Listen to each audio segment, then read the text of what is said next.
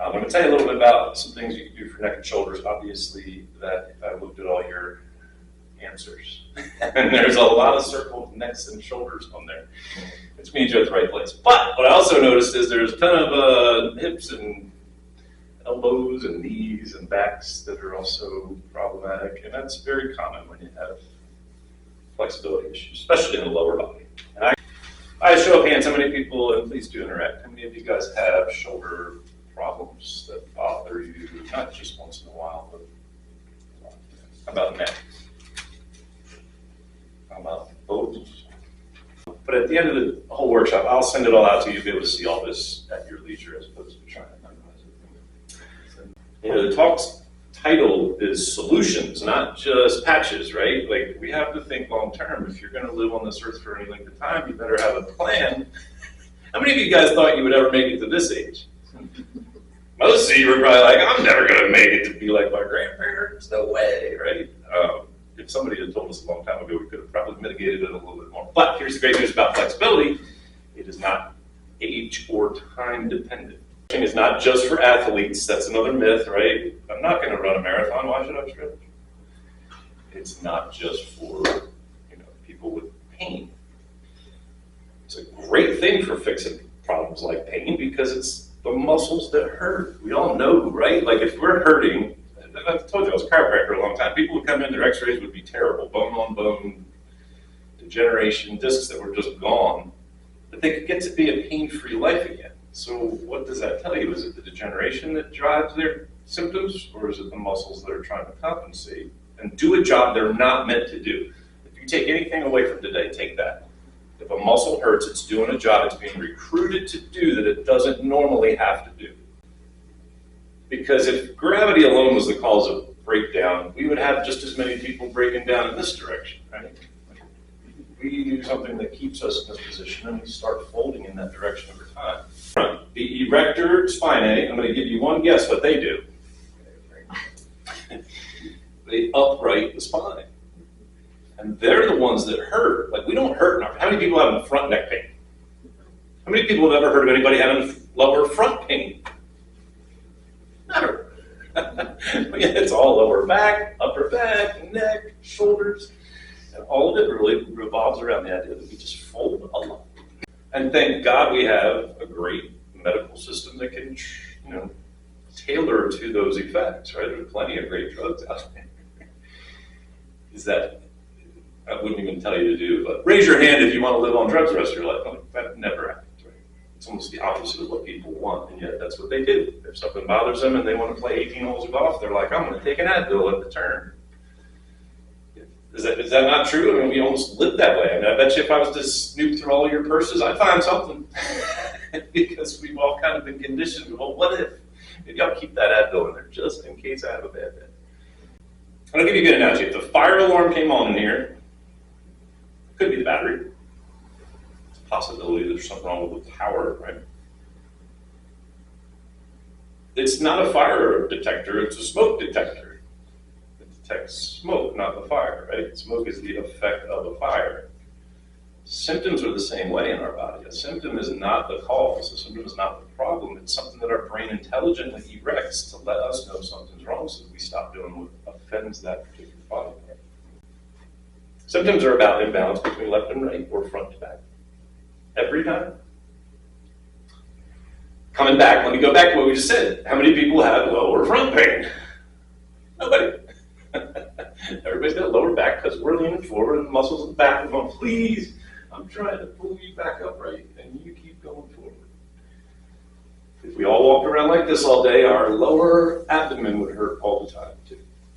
So they get really short, and so if we don't stretch those, it's really hard to erect our posture and to actually stand upright against gravity. Something I love to do at the beginning of every workshop. This is my 36th time out here in the last year. And I will touch on at the end some at-home stretches you can do for yourself. Okay? So, and I will send a copy of this to you guys as an email so you don't have to necessarily write everything down. I love that she's got her notepad and her pen ready.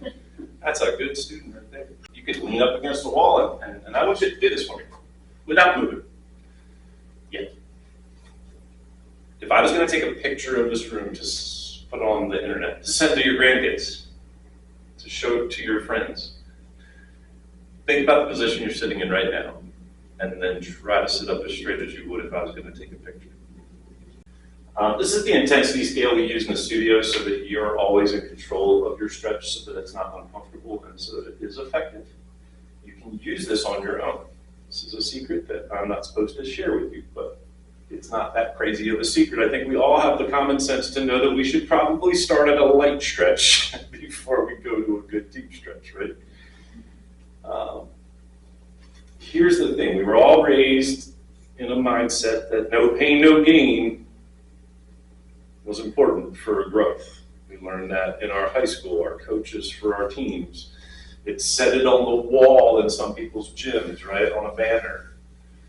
That is very true for cardiovascular fitness. It's very true for muscle building.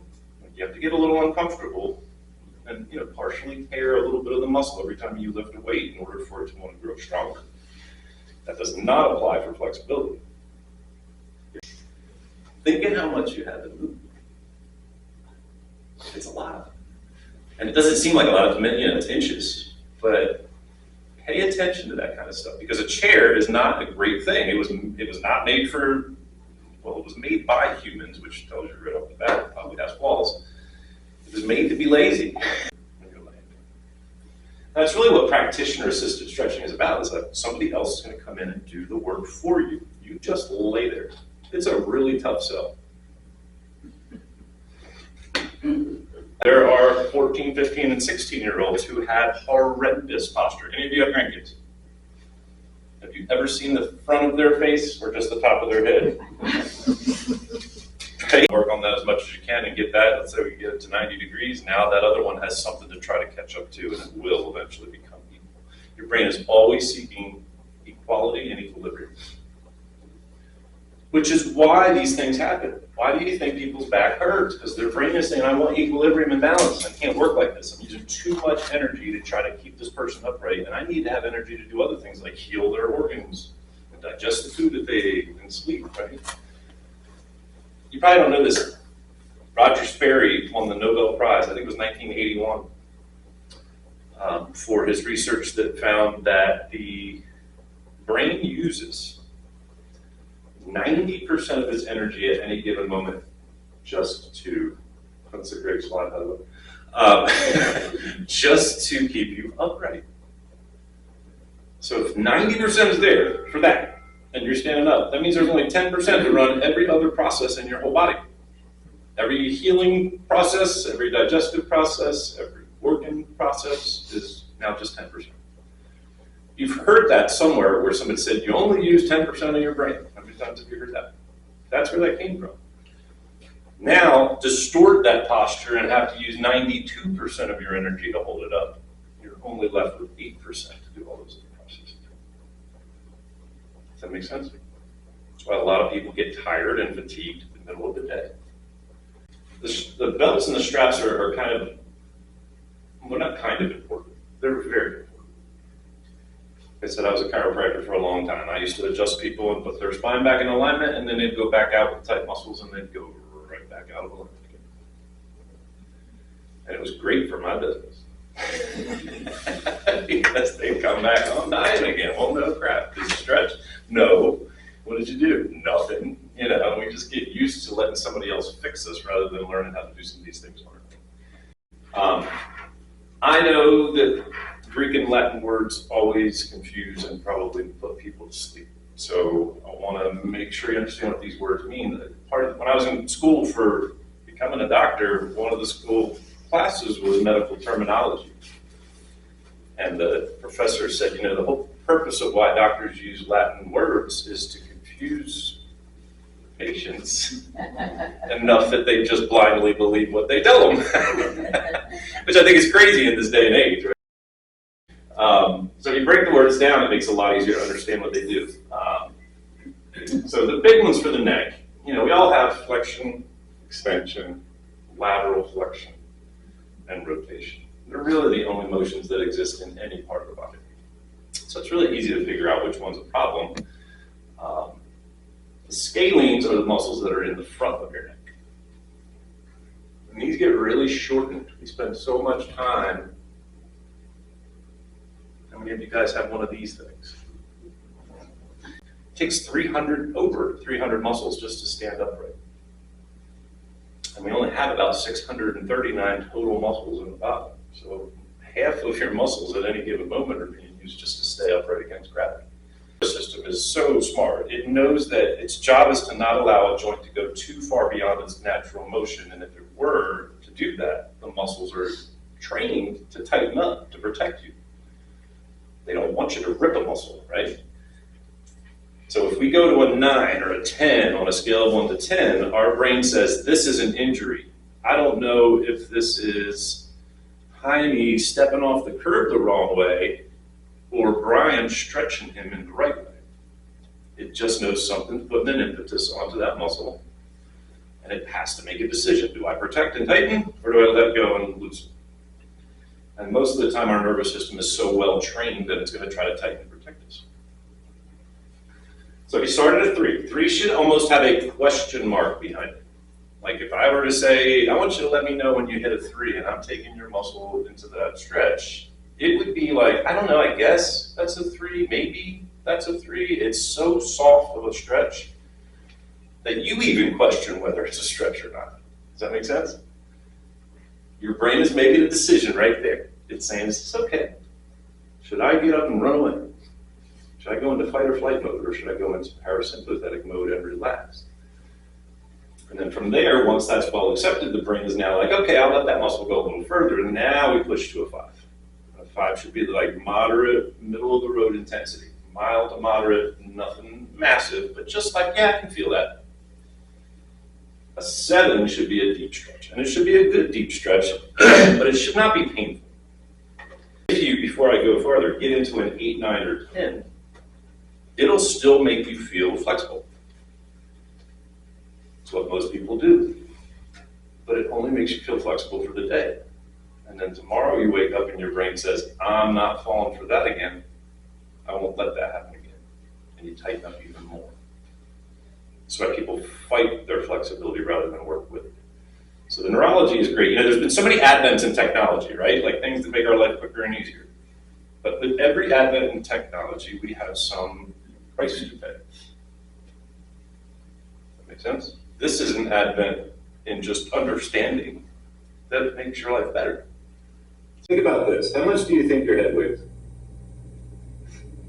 Depends on how heavy your thoughts are. But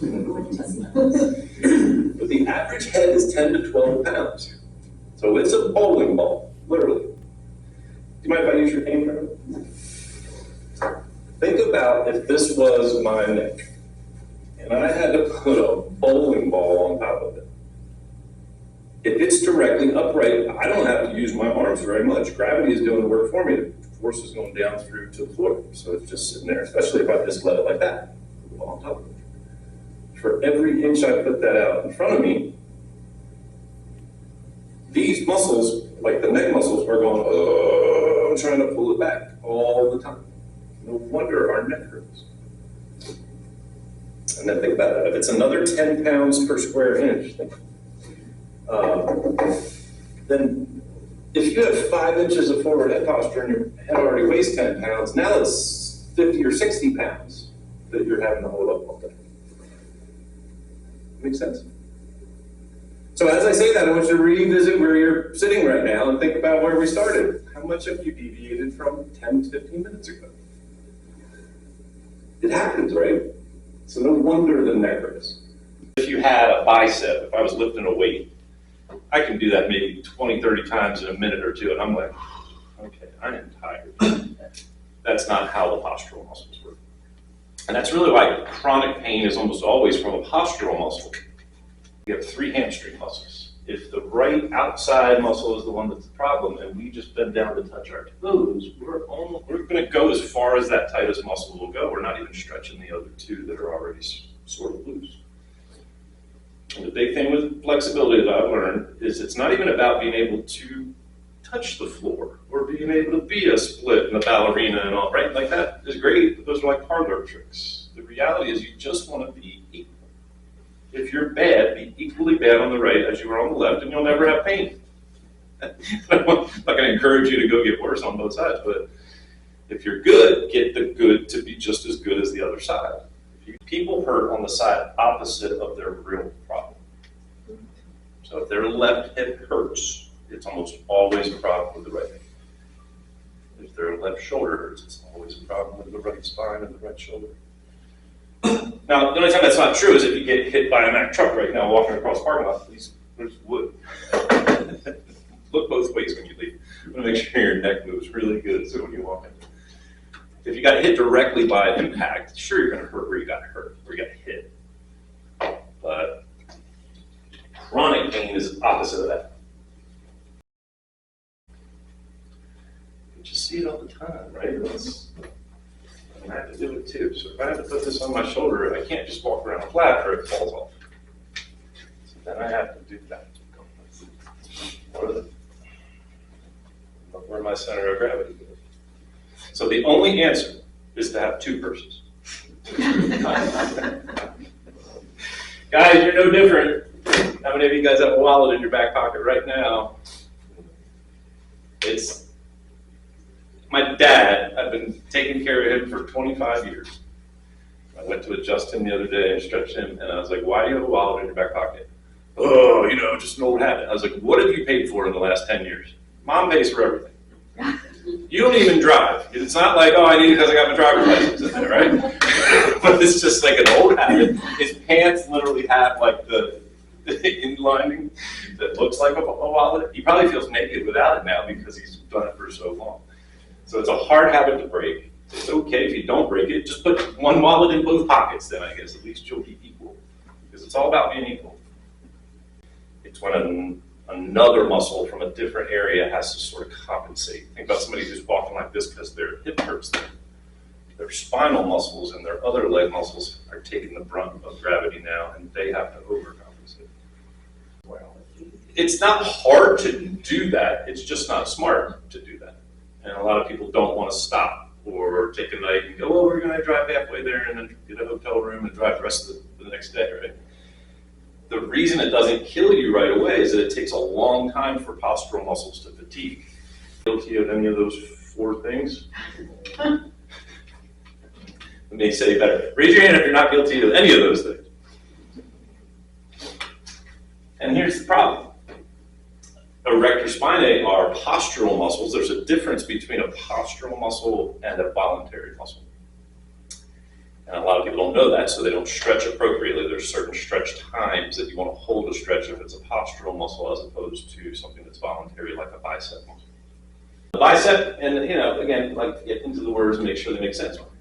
Why do we have a tricep, a bicep, a quadricep? We have a bunch of different muscles that are named based on how many muscles are there. So a bicep is two different heads, one that goes up over here and one that stays down here. We have to stretch both of them, and most people never stretch their biceps. Have you ever been in the gym and seen somebody like, trying to stretch that? Nobody even thinks about their bicep. But we use them all day long. We use them in almost every motion we do, opening a door, driving a car, getting up off the chair. How many of you guys have seen somebody who does this? Sit in a chair for an hour and they're at the restaurant or they're in a booth. They start off with a great posture, and then they deviate, and then they're eating, and when they get up, they don't just get up, they do this. And it's like they're taking an inventory, like, am I going to be okay? I didn't bring my table out here to show, but one of the things that's very proprietary about what we do is Stretch Zone has a system of belts and straps and a specialized table and a methodology that nobody else can do because it is patented for isolating and targeting specific muscles without you having to do the work or without you feeling like you're going to fall off the table or have to resist what we do. Any of you guys stretch on your own? Keep doing it. But maybe impart some of the stuff you're going to learn today on how to do it on your own. The last one's a big one. Like if you sleep on a pillow that's maybe larger than that, you probably have forward head posture. Your body thinks, I can't sleep comfortably unless I have something thick enough behind me to support that.